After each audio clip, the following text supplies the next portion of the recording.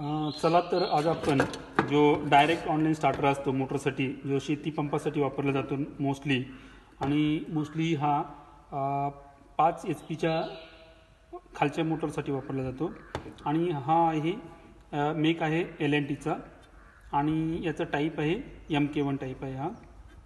तर ही आहे त्याचे स्टार्ट आणि स्टॉप बटन, हे स्टार्ट आणि हे स्टॉप बटन. आणि त्याच्या खाली एक पेंडुलम टाईपचा तुम्हाला दिसतोय, ते सेफ्टीसाठी असतं. सेफ्टीसाठी म्हणजे काय, समजा जर मी मोटरवर काम करत असेल आणि मला वाटत असेल की मोटर कोणी स्टार्ट करू नये, तर मी त्याला हे पेंडुलम इकडे घेऊन याला लॉक करून ठेवू शकतो, जेणेकरून ॲक्सिडेंटली कोणी स्टार्ट करणार नाही आणि मी काम करताना मला काही धोका होणार नाही. तर हे सेंटरमध्ये असतं, तर हे नॉर्मल असतं. आणि याला तुम्ही हे पाहिता याला एक इंटरलॉक काय केलेले आहे की हे उजवीकडं म्हणजे स्टार्ट बटनकडे जाऊ शकत नाही, कारण की स्टार्ट बटन हे कधीही लॉक करून ठेवायचं नसतं. सप्लाय गेला किंवा काही ॲक्सिडेंट झाला तर ते ट्रिप होण्यासाठी हे जे स्टार्ट बटन आहे हे कधीही लॉक केलं जात नाही. तर आपण याचं पाहूया पुढं पूर्णपणे खोलून व्यवस्थित. याला खोलण्यासाठी 2 स्क्रू आहेत फक्त.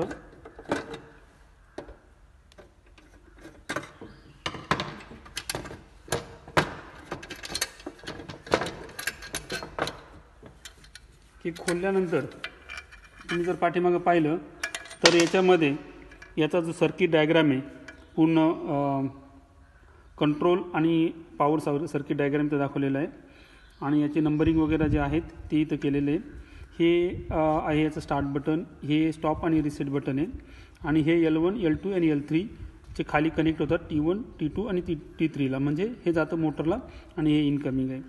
आणि हे 93 94 आहे, हे स्टार्ट बटन आहे आणि याला लूप केलेलं आहे तुमच्या 13 आणि 14 कॉन्टॅक्टबरोबर, जे कीपअपसाठी आहे. आणि हे आहे तुमचं स्टॉप बटन कम तुमचं जे ओव्हरलोड आहे त्याच्यासाठी. जर हे ओव्हरलोड झालं चुकून तुमची मोटर, तर तुम्हाला स्टॉप बटन पुन्हा एकदा दाबून त्याला रिसेट करावं लागतं. आणि ही आहे त्याची कॉईल. आणि हे जे 2 बटन आहेत हे स्पेशली वेगळ्या टाईपचे डिझाईन केले त्यांनी. हे जो मटेरियल आहे हे प्लास्टिकचं म्हणजे PVC वापरलेलं आहे, जेणेकरून चुकूनही बॉडीमध्ये करंट किंवा स्टार्ट बटनमध्ये किंवा स्टॉप बटनमध्ये करंट आलेला असेल किंवा सप्लाय असेल तर ते तुमच्यापर्यंत टच होणार नाही. हे एक सेफ्टी प्रिकॉशन म्हणून त्यांनी केलेले आहे ॲडिशनल. प्लस ही बटन जे असतात ही पण प्लास्टिकचीच असतात, जेणेकरून तुमच्या कॉन्टॅक्टबरोबर ह्युमन टच येणार नाही. तर आता याला आपण फर्दर पाहूया. जसं मी तुम्हाला सांगितलं आहे, जसं आपण सर्किटमध्ये पाहिले तर पहा, ही आहे येणारी RYB लाईन्स आणि ह्या जाणाऱ्या RYB लाईन, हे मोटरकडे जाणाऱ्या ह्या मोटरकडे येणार आहेत. आणि हे ज्या लाईन आहेत ही याचा कंट्रोल सर्किट आहे. तर कंट्रोल सर्किट कसं आहे पहा, एक वायर त्यांनी घेतलेली आहे आणि डायरेक्ट ही जी कॉईल आहे त्याच्या A2ला लावलेली आहे, म्हणजे ही निगेटिव्ह लाईन A2ला डायरेक्ट लावलेली आहे. आणि जी तुमची जी कंट्रोल लाईन आहे ती ही येलो लाईन पहा, पहिले स्टार्ट बटनमध्ये येते, त्याच्यानंतर स्टार्ट बटनच्या दुसऱ्या कोर्नरवर जाते, त्याच्यानंतर जाते कुठं स्टॉप बटनला. स्टॉप बटनमध्ये इनकॉर्पोरेट केलेलं आहे ओव्हरलोड रिले तुमचा. आणि त्याच्यानंतर स्टॉप बटनमधून हे स्टॉप बटन नॉर्मली क्लोज आहे, याच्याकडून जाते ही कॉईलच्या दुसऱ्या टोकाला. ज्यावेळेला तुम्ही हे बटन म्हणजे हे जे कॉन्टॅक्ट आहे शॉर्ट कराल, म्हणजे हे दाबाल, त्यावेळेला तुम्ही हे शॉर्ट करता. शॉर्ट केल्यामुळं काय होतं, तर ह्या थ्रू लाईनमध्ये जर रिसेट म्हणजे तुमचं जर ओव्हरलोड नसेल तर सप्लाय तुमच्या कॉईलला येतो, कॉईल ॲक्टिवेट होते. कॉईल ॲक्टिवेट झाल्यामुळं हा जो कोर मटेरियल आहे हा वरती उचलला जातो, फॉर एक्झाम्पल असा वरती उचलला जातो. आणि हे जे मूव्हिंग कॉन्टॅक्ट्स आहेत तुमचे हे ह्या दोन्ही लाईनना शॉर्ट करून मोटरला सप्लाय देतात. आणि ही जी लाईन आहे ही कीपअपसाठी आहे, ही जी तुम्ही स्टार्ट केल्यानंतर थ्रू याच्या ही लाईन पुन्हा याच्याबरोबर मिळते, जेणेकरून तुमचं जे एकदा तुम्ही स्टार्ट केल्यानंतर स्टार्टर हा कंटिन्यू चालूच राहतो, जोपर्यंत तुम्ही स्टॉप बटन दाबत नाही किंवा तुमची मोटर ओव्हरलोड होत नाही किंवा तुमचे पॉवर सप्लाय जात नाही, तोपर्यंत हा कॉन्टॅक्टर चालूच राहणार आहे. ओके, ठीक आहे. याला आपण फर्दर खोलूया आणि याचा डेमो पाहूया. आता तुम्हाला ही कॉईल काढायची असेल काही निमित्तानं, काही कारणास्तव, तर तुम्हाला फक्त हा एक स्क्रू आहे तो काढायला लागतो.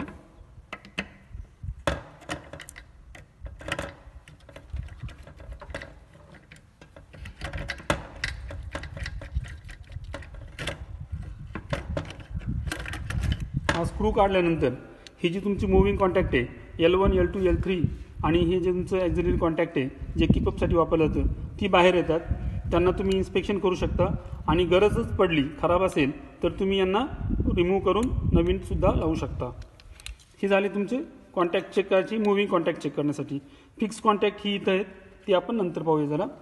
आणि ही तुमची कॉईल आहे. जर चुकून ही कॉईल गेलेली असेल तर तुम्ही ती रिमूव्ह करू शकता. त्यासाठी तुम्हाला काय करावं लागते, दोन्ही साईडचे तुम्ही हे काढा, त्याचे सप्लाय व्होल्टेजचे जे केबल आहे ते काढून टाका नाही म्हणून मी असं करतोय. आणि यानंतर तुम्ही ही कॉईल आहे ही काढू शकता. पण कॉईल काढताना तुम्हाला याच्यासाठी एक लॉक केलेलं आहे, ते लॉक प्रेस करूनच तुम्हाला ती काढावी लागते. तर तुम्हाला ते आहेत. त्यानंतर आपल्याला हे जे 3 स्क्रू आहेत हे काढायचे.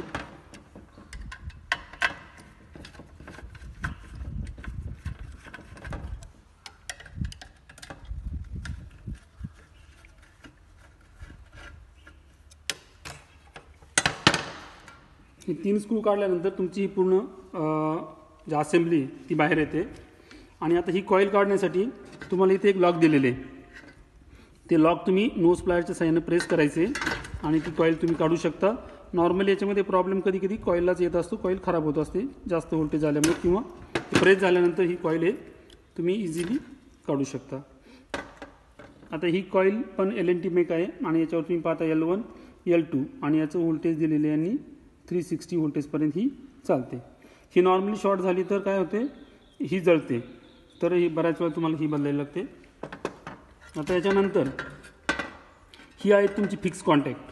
ही फिक्स कॉन्टॅक्ट काढण्यासाठी तुम्हाला ही जी ओव्हरलोड आणि स्टार्ट असेंब्ली ही तुम्हाला वेगळी करावी लागेल. त्याच्यासाठी काय करायचे, आतमध्ये 4 स्क्रू आहेत आणि हा एक वायर आहे ही काढावी लागेल. ही जी स्टार्ट वायर आहे कीपअप कॉन्टॅक्टसाठी ती काढली तुम्ही.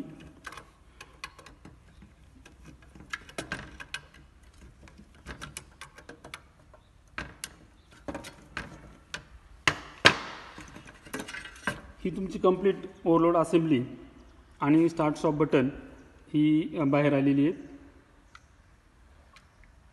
पाहू शकता तुम्ही, हे इनकमिंग सप्लाय आहे आणि ही आउटगोईंग कनेक्ट करण्यासाठी आहे. हे आपण बाजूला ठेवूया. आता जर तुम्हाला ही जी फिक्स कॉन्टॅक्ट्स आहेत ही काढायची असेल तर तुम्हाला हे जे स्क्रू आहे ते काढून तुम्ही त्याला मेंटेनन्ससाठी घेऊ शकता. तुमच्यासाठी एक काढून दाखवतो त्याला.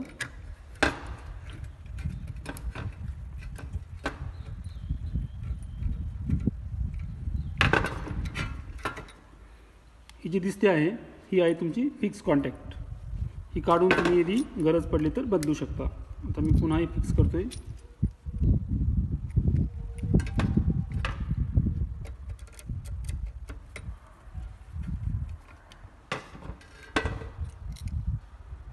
लाईक दॅट तुम्ही हे सगळे काढून चेंज करू शकता. त्याचप्रमाणे हे देखील गरज पडली तर हे नट हे स्क्रूज तुम्ही उघडून याला तुम्ही काढून चेंज करू शकता. तर आपण आता याचं ऑलमोस्ट झालेलं याला फिक्स करूया.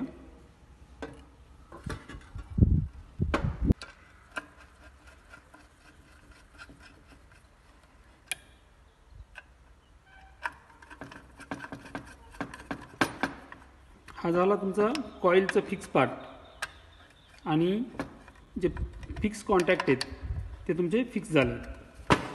त्यानंतर आपण जी ही स्टार्ट असेंब्ली कम ओव्हरलोड असेंब्ली ही फिक्स करूया.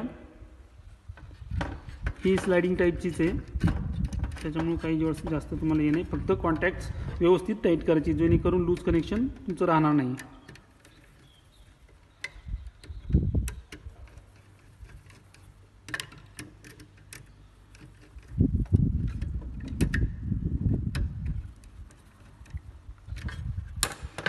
ही झाली तुमची असेंब्ली फिट. आता याच्यानंतर आपण करूया मुव्हिंग जे कॉन्टॅक्ट आहे फिक्स करूया.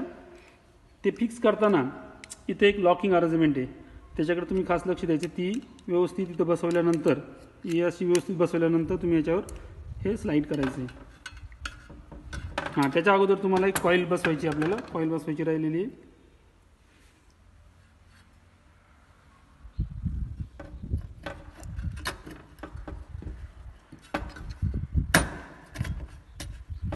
कॉईल बसली, कॉईल बसल्यानंतर ती लॉक देखील झाली.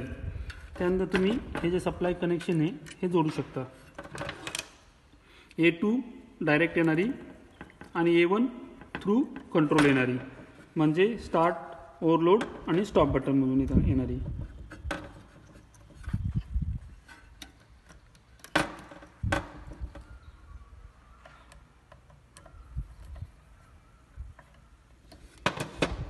त्यानंतर आपली ही मूविंग असेंब्ली ही आपल्याला बसवायची आहे.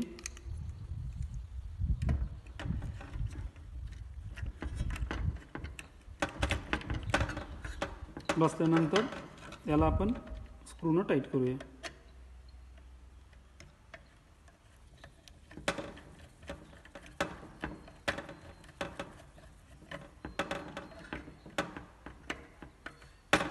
हे पूर्ण बसवल्यानंतर याची फ्रीनेस पेरी चेक करायची आपल्याला.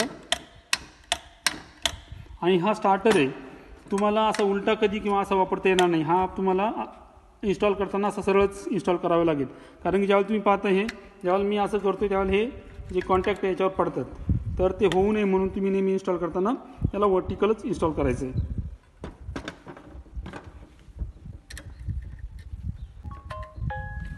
हे झाले की तो कॉन्टॅक्टची वायर फिक्स ही थ्रू याच्या पुन्हा इथं कनेक्टेड आहे. आणि ही याची सेटिंग आहे. आता हा जो आहे हा 9 अँपिअर टू 14 अँपिअरपर्यंतच्यामध्ये तुम्ही याला सेट करू शकता. प्लस हा मॅक्झिमम करंट टॉलरेट करू शकतो 35 अँप्स. 35 अँपसाठी तुम्ही याला वापरत नाही, पण 35 अँप हा टॉलरेट करू शकतो, तोपर्यंत तो जळणार नाही. ओके. जर तुम्हाला हा व्हिडिओ आवडला असेल तर please like, share and subscribe.